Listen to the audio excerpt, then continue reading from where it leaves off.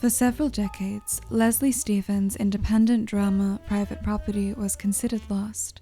Originally released in April 1960, some months ahead of Psycho, the pseudo-noir tale of two drifters and their planned seduction of an unsuspecting housewife proved too scandalous for American audiences. Condemned by the Catholic Legion of Decency as morally dangerous, the film found moderate success amongst European arthouse circuits, before falling from circulation when its distributor went out of business. In 2016, the film was rediscovered and re-released, though remains somewhat of a hidden gem from the tail end of the 50s. Private Property opens with our two protagonists emerging inexplicably from the Pacific Ocean. Whilst their past is unclear, the character's future is quickly laid out before us. The ruggedly confident Duke, played by Corey Allen, several years after starring alongside James Dean in Rebel Without a Cause, intends to find his sexually inexperienced friend Boots, played by Warren Oates, a woman.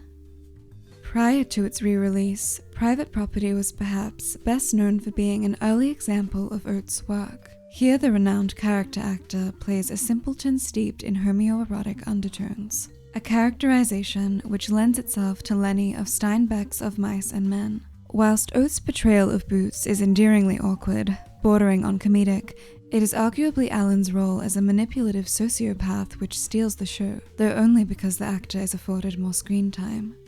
The two men carjack a ride from an appliance salesman in pursuit of Anne Carlyle, a blonde beauty in a white Corvette. The salesman is skeptical of their chances in winning her over, comparing the men to snakes in pursuit of a bird, dialogue which offers insight into the film's commentary on the dangers of social division and sexual repression. You can't mix the groups. Nonetheless, Duke and Boots follow Anne to her sun-drenched Hollywood Hills home and set up camp in the empty residence next door. Portrayed by the director's wife, Kate Manx, in the couple's own home, Anne is married to an older businessman who is much more interested in capital gains than acknowledging his wife's not-so-subtle advances. Roger, I'm ready for bed.